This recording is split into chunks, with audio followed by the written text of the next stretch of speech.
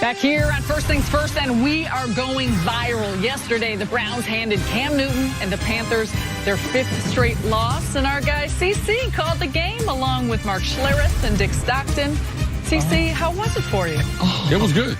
Anytime I go back to Ohio, it's always a good thing to be able to meet with the players, front office people, Dorsey, Alonzo Highsmith. The guy's going to be picking the next coach there. Guys picked all those good players. I really enjoyed it. Dick Stockton, been knowing Dick a long time, a neighbor of his. Yeah, you shouted out where he lives. He seemed a little taken aback by that moment. Yeah, Dick was like, yeah, I live in this development, Broken Sound. I was like, yeah, I lived in there before you. See, you don't have to tell this story if you don't want to, obviously, but can you tell the audience about your meeting with Cam Newton? Oh, it was cool. It was cool. Yeah, dog. I know you flame me. Yeah, but I got high expectations. But the first seed you put in me when I was a freshman, man, that carpet kind of DM thing, you know, yeah, bro. I respect it. I respect who you are, what you're saying and everything. I'm trying to be the best. Yeah, I got it. I got it. And he dressed more appropriately for his post-game press conference clean for you. now.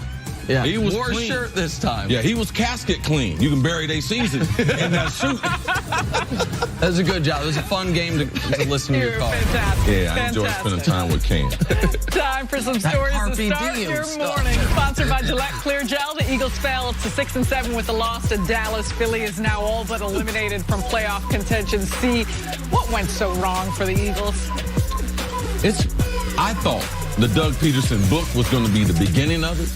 All the conversation this offseason and how much more fun they was having. Lane Johnson sat here a couple times. Big over there. Oh, man, we having fun here in Philadelphia. Well, wonder how fun it is on a Monday. Because I saw a few of those Philly fans traveling yesterday, and I'm not part of the organization. I played 3 years there. Man, they were cussing at me about their team. So it's a bad season. I believe they'll bounce back. They'll revamp this secondary. I believe in their quarterback, and I believe in who's picking the personnel there, Howie Roseman. Just during the break, I was checking my mentions on Twitter. Philly fans complaining about the refs. Zip it. The refs didn't make you blow a 17-point lead in the fourth quarter. The refs were bad in the NFL yesterday. It was not a good day for NFL refs. Agreed. But despite the officiating, you had every chance to win this game, multiple chances. The refs didn't make you go 1 of 9 on 3rd down. The refs didn't make you repeatedly lose Amari Cooper deep and lose Michael Gallup deep. Just lucky Dak didn't hit him. If I wasn't in Cleveland yesterday, I would have been at that game. With that secondary, I'm coming out of retirement. Man, they stink. Yeah. They can't cover. Man, nobody. They couldn't cover Dusty. Moving on to the Chiefs. Patrick Mahomes led Kansas City on a fourth-quarter comeback, converting 2 crucial 4th downs. Chiefs won 27-24 in overtime. Nick, did Patrick Mahomes make an MVP statement? Listen, Patrick Mahomes is going to be the league MVP. At least he should be. And at this point, I don't know why it wouldn't be unanimous. He's been the best player in football this year. And he is right in these last couple weeks with Drew Brees having 2 of his. Yeah. I mean, Drew Brees kind of have it. I mean, he's going to get some votes. You're getting a little carried away. When was the last time we had a unanimous MVP in the NFL? I'm going to guess Peyton Manning's 2013 year would be my guess. I can't prove that, but we can check that. I would think it was Peyton Manning's 2013 year. He should be unanimous. I don't think he will be unanimous. Drew Brees was a massive favorite recently. Mahomes should have clearly overtaken him. Performances like yesterday juxtaposed with Brees and the Saints struggling in back-to-back weeks. He's been the best player in the league. Teams are going to start blitzing more. There were some good things in the last several weeks teams did. Baltimore had a very good game plan, so we're going to see that. Great performance by him. What can you do when you're not at your best? Not feeling your best, when not playing at your best. Tremendous play on 4th down, giving his wide receivers a chance. To me, Tyreek Hill makes a better play because he got to adjust. That wasn't no great throw, but it's on 4th down. You can't take a sack. He gives him an opportunity. The Browns beat the Panthers 26-20. Baker Mayfield had 238 yards and a touchdown to lead Cleveland to their 5th win of the year. Carolina has now lost 5 straight. See, as we mentioned, you called this game for Fox. What was your biggest takeaway? At the end, Cam Newton was not able to deliver. He had a fade stop to Curtis Samuel. He throws it too hard. The wide receiver doesn't adjust to that ball, and he tries to throw a crosser route. I understand DJ Moore, his favorite target, was not available on those last 2 plays, but even on this crossing route, you can't throw that. You got to put some air on that to give the receiver a chance. Listen, Carolina's in full collapse, and I think Ron Rivera is a really good coach. I hope he does not get fired. I know that some people, at least in Carolina, are speculating that he could be fired if they don't somehow turn this around and make the playoffs. I think that would be a mistake. The reality is, as good as Cam had been throughout the year, they could have won the Detroit game if he makes that throw on the 2-point conversion. They could have won last week if he doesn't throw 4 picks, and they could have won this week if he does better at the goal line and then in the final drive of the game throws a pick, right? When they're only down 6 points. So, like, a lot of Cam Newton mistakes as of late to go along with a defense that is leaking oil, and that's how you go from 6-2 to 6-7. On to the Steelers and Raiders. Ben Roethlisberger attempting some late-game heroics after missing most of the second half with a rib injury. Less than 3 minutes to play, and Big Ben threads the needle to find Juju Smith-Schuster in the end zone. His second touchdown of the day, but the Raiders would respond. Derek Carr finding Derek Carrier in the end zone puts Oakland up 3. Still life for Pittsburgh, though. They connect on the hook and lateral for 43 yards, getting down into field goal range. This is where Pittsburgh fans may want to cover your eyes. Chris Boswell slips. The kick is blocked. Steelers lose 24-21, their 3rd loss in a row. And here is Big Ben after the game. We all need to look in the mirror and, figure out what's going on. And, it starts with each individual needs to look inside first. What do you think the problem is? I have no idea. If I knew, we'd have it fixed. CC, do you believe that the Steelers can still make the playoffs after dropping to 7-5-1 following their 3rd straight loss? They have a tough schedule. I believe they're the best team. But with the way it's coming out, though, the margin of error has been gone. Do you have more confidence in Baltimore?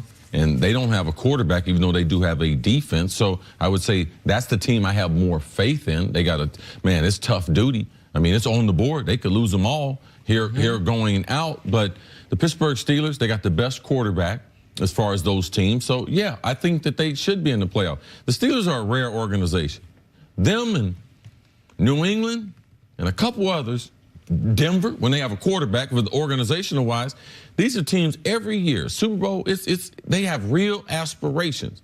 It's not a T-shirt we're just going to get made up, the kind of fancy little slogan. No, that's what they try to do. And when you start having these types of conversations, teams that are in Super Bowl contention don't go on losing streaks like this because they get it fixed. The one thing I do like about Ben, and it's not typical of him, he's like, every guy needs to look at himself. Typically at this point, he'd be like, those plays at the end, didn't like the way they came in.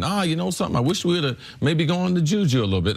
Maybe we should have gone to AB. He wasn't doing that. He was like, no, every guy needs to be able to take care of his own business, look at himself, and that's the way it should be. But his leadership hadn't been consistent, and they're not as talented.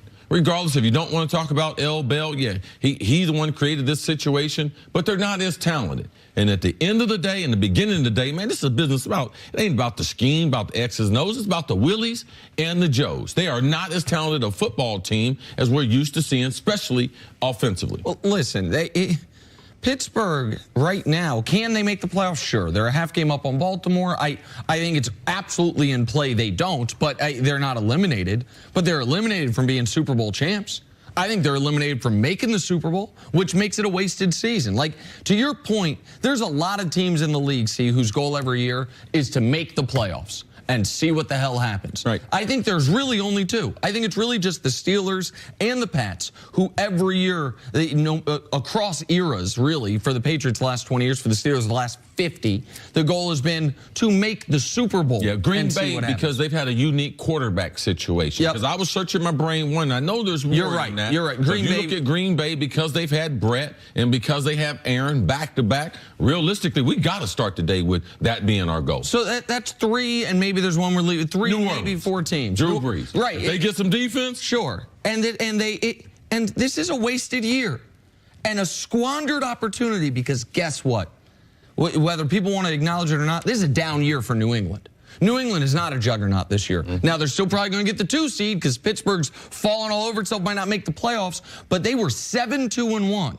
And if they could have looked in their crystal ball, they would have found out, by week 13, New England going to have 4 losses and still have to come to our building. And they have, even though they keep giving away the opportunity for that New England game to be a meaningful one. Now it's not going to determine any seeding. It's determining whether or not Pittsburgh is in position to make the playoffs. They clearly missed Le'Veon Bell. Yesterday they missed James Conner. They missed their defense when Big Ben saves them after being injured. He comes back in, driving down the field. You can't stop the Raiders. You can't stop the Oakland Raiders. Boswell has had a bad year. He might get cut today. He messed up his footing on that terrible field. That happens. I almost never blame things on the kickers because you can't leave it up to the kickers. You're playing the Raiders. You're a double-digit favorite. Wait, you ain't going to blame it on the kicker? You think the field just got slippery? No, listen, I think, of course, it's Boswell. Part of your job is to get your plant foot right. Of course. I mean, he ain't been sitting over there doing nothing all day. They paying them millions of dollars. Yeah. Plant your foot and be able to kick it. That field is always yucky like that. Why? Because it's about sea level. They're close to the water. The base is more of a sandy base. It's not a grass base. You go to San Francisco, all the fields are like that. The 49ers are like that. The Raiders are like that. Don't tell me that. It is the kicker's fault. That's all. They didn't block it. He kicked it into the butt of the offensive line. Okay. All right. I might have brought up a little